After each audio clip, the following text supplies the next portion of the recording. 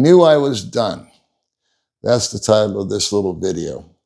In this video, I'm going to relate to you how I knew it was time to pull the plug and what I learned and what I gained in my retirement years, and how I want to try to urge any and all of you watching this that if it's feasible for you to retire, why I feel you should do it as soon as humanly possible.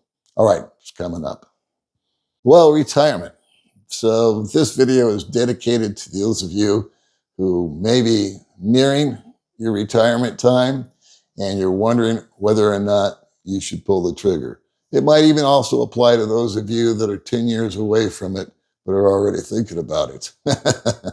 And for me, the only way I can relate to you is how grateful I am that I retired as early as I was financially able to. And for me and my circumstances that I was under, that was when Social Security kicked in. Probably not your situation. In my heart of hearts, I pray that any of you that have done what I have done, which is work 30, 40 some odd years, I really hope that your finances were managed better than mine were. I hope that you have a free and clear house, cars paid for, kids' college is done, and it's just you, and your day is yours to do as you please right where you sit. You do not have to get on a plane and fly 6,000 miles like I did in order to accomplish that, which is economic stability and non-insecurity about where my next meal was going to come from. But the biggest driver for me to retire was burnout, work burnout. For 40 years, I did essentially the same thing over and over again. And I felt like I was in a pressure cooker every day. I had to stuff down what I was going through. I had to put on a happy face. I had to be a people pleaser to the customers. I had to be a people pleaser to my superiors.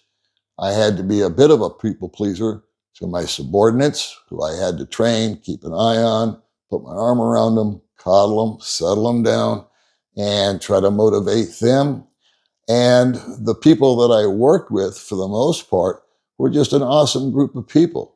But as you well can imagine, and probably experiencing yourself, that there's always one or two sticklers in the bunch. And just your luck, or just my luck, you're chained next to them for 8 hours a day. Because you're in your cubicle and they are in their cubicle. And while I'm just trying to get through the day and keep a smile on my face as best as possible, they're over there complaining. They're the toxic people that seem to infiltrate every workforce. And I call them stress peddlers. In other words, they would come to work with the identical problems that you and me would have. Problem with the kids, problem with the car, problem with the wife, problem with the house, problem with the roof, whatever. But those were our problems, and we just left it at that. Not the stress peddlers. They wanted to come in and make sure that every day they would announce what was going wrong in their life as they were doing their job. And you think, God, I wish this company would get rid of this guy or this woman. But they didn't, because they did their job. And so that's all the company, which is kind of faceless, wants out of you. They want you to do your job and make them a lot of money. Meanwhile, you're making a small amount of money relative to what you're producing for them. Okay. Now the burnout would come because of 12-hour days, 6 days a week in many cases. Every time that I would get promoted or move further up the food chain, the money would increase. And I thought that money was the end-all, be-all to everything, to solve all my problems and finally make me happy. I couldn't have been more wrong, because during those 40 years, while I did that, and I did reach peaks and I had valleys, but at the end of the day, if we level it all out, I was able to acquire all of the things that I thought were going to complete me, make me happy, And 40 years later, I realized, or 50 years later now, that none of those things are still in my life, and they never really did make me all that happy. And what was the price that I paid? The price that I paid was I lost a piece of me every day.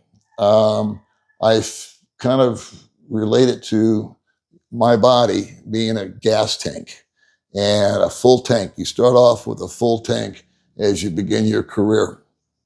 And then as you're driving down the road of working, the gas is coming down and down and down.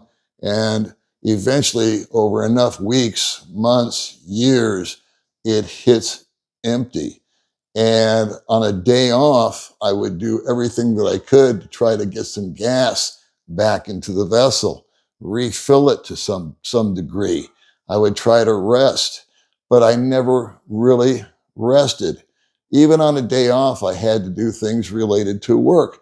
I would have to pick up dry cleaning. I would have to, so I had clothes to wear. I would have to get a haircut because there was a dress code. I had to and I ended up taking the job home with me because it wasn't one where I could just say, okay, I finished, that project, I'm done. Tomorrow we'll start a new one. No, my projects stayed with me for days and sometimes weeks. They were called deals. And I would know when I went home, there's one or there's four what I called heaters, problem deals, things that needed to get corrected, things that had gone wrong, things where decisions that were made were improper and didn't fit. And I would find myself going home. And sure enough, I would find myself drifting off to that Bob Wilson deal. And what the hell am I going to do with him? Because whatever happened, pick your poison. And I never really could let it go because I knew what I was in for tomorrow morning. I was going to have to try to deal with the Bob Wilson deal while listening to the Stress Peddler and anything new that came along and would barrage me. And I found that it was just taking a piece away and a piece away and a piece away of my inner being, energy, health, outlook on life. It was just buried for this silly chase after a payday, a paycheck, so that I could pay for a bunch of crap that I bought that I thought I needed. And 50 years later, I now realize I never really needed that at all.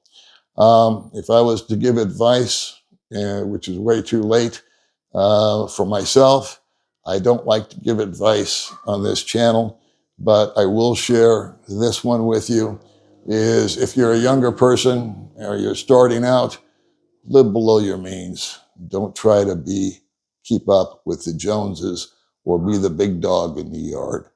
Be the little dog in the yard and save your shekels and set aside and think about your future. Something that I never did early on in my life, and I regret it to this day. If anything, I hope that someone hears that and takes it to heart, and it's never too late to start. Okay, so here comes the burnout. I I can't relax. I can't get I can't get away from the job even when I'm away from the job. When I went out and got some exercise or played some golf, and then my mind would go away. I would have like a 4 hour respite of all of that.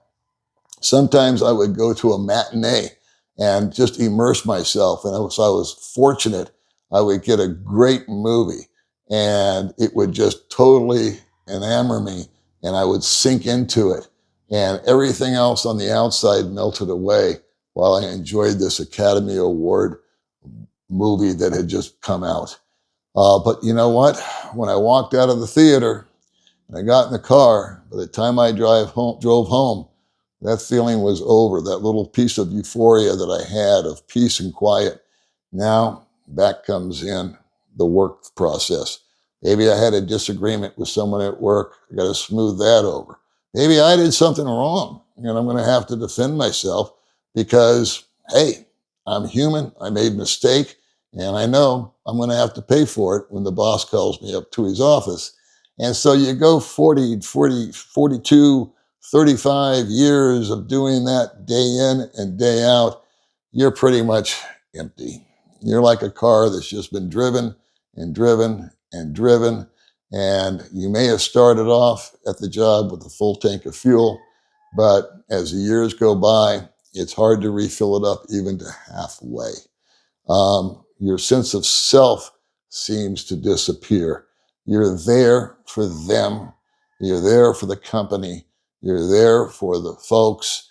And at what is the end result? A paycheck. Money, I have found, is just not that important. As long as you have enough to cover your basic needs, food, shelter, safety, the rest is gravy. Now, I had to fly 6,000 miles around the world in order to make my economic situation feasible and make it work for me. That was 8 years ago. You may not be in that position, and I applaud you. It's my hope and dream that anybody watching this that's my age, that can relate to the 40 years of putting it in on the hamster wheel, that you own your home, or you own your cars, or you own what you're dwelling. You don't have any financial insecurity whatsoever, and you can stay put right where you are. Here's the gifts. Some of them, and then the biggest one is I'm going to hold till last. When you retire, and when I retired, all of a sudden, there was no more time clock. There was no more dress code. There was no more scheduling. There was no more deadlines, and there was no more answering to anybody but myself. So when I wake up, like I woke up this morning, it was my choice to make this video. It would have been my choice not to make this video.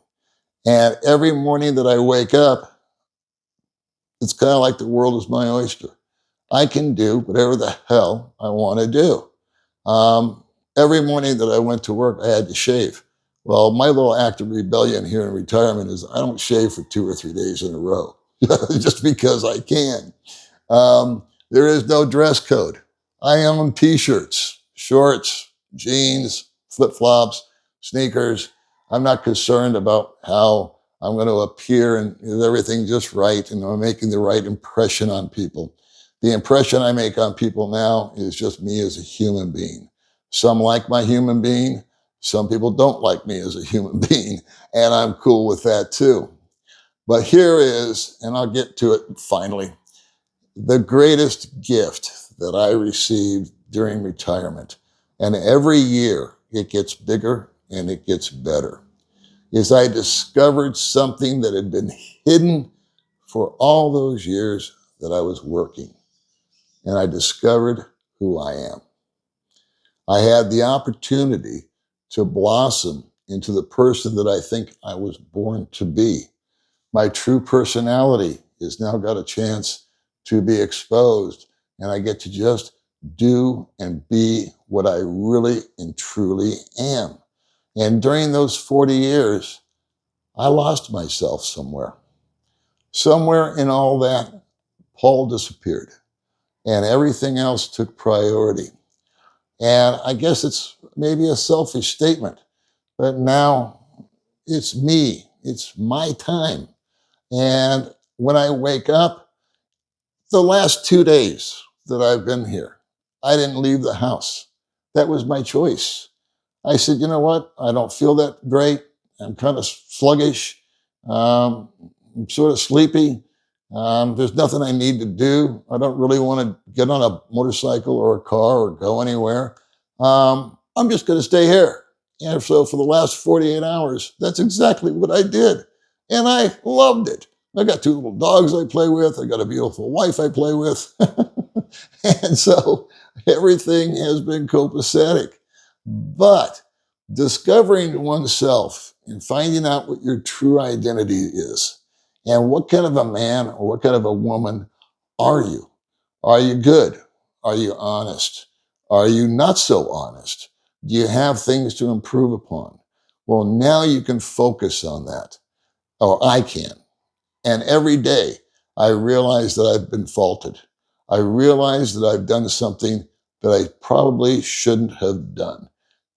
I'm happy to say they're all misdemeanors. I could have maybe said a kinder word to somebody. I could have offered a word of encouragement to someone that I didn't. And those are the things that I now focus on. And I also focus on my health. I, I set it upon myself to lose weight, and I lost 30 pounds because I could never have done that at work. It was too hectic. I would have to run out and grab a quick cheeseburger and fries and a Coke and then rush back to the office. Well, now I've got all day to do just that. I get to take care of me. When I moved over here, I was subject to panic attacks. I was on 5 or 6 different drugs, blood pressure, this, cholesterol, that, rah, rah, rah. I'm down to none. The only drugs that I take now are some anti-inflammatories like Tylenol if I've got an ache or a pain or an old man stuff. So if you're able to financially look in the mirror and say, you know what, I can do it. I can maintain. I don't have to work anymore. Why put it off? Because it breaks my heart for people that I know personally who are 62, maybe they're 65. They could pull the trigger, not necessarily just on Social Security, but they did the right thing. They've got investments, they've got pensions, they've got an income stream. It doesn't matter where it comes from, to where they can live comfortably for the rest of their life. And yet they seem to feel like they still need to work. Well, if I wait till 70, I'll get all the benefits. I'll get all the money. And you know what? The average age since birth, this is one you got to clarify, is 77 for a male. And so what are you doing? You're working so that you can have 7 years left. Let's the median age is different. So let's say 10 years left. If I asked you the question right now, would you like to be alive, enjoying your life, and doing what you want to do for the next 20 years? Or would you like to be doing it for the next 10 years? Would you not deserve the gift of discovering and being yourself? All right, I'll see you guys next time.